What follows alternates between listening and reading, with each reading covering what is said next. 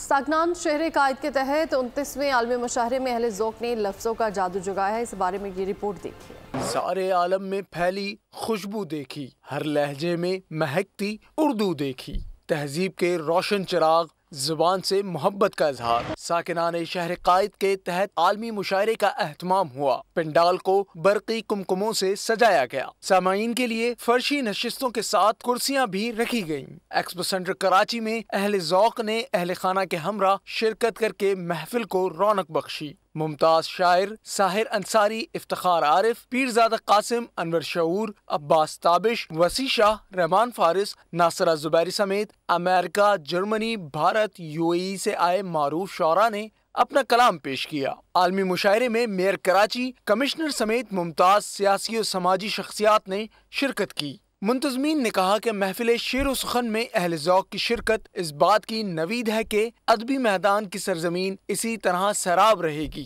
اتنا کامیاب مشاعرہ مجھے نہیں لگتا ہے کہ 29 مشاعرے ایک جگہ، اور یہ مشاعرہ ماشاءاللہ ابھی سے اتنا کامیاب ہو رہا ہے۔ یہ ایونٹ اتنا بھرپور اور طریقے سے ہر سال کیا جاتا ہے۔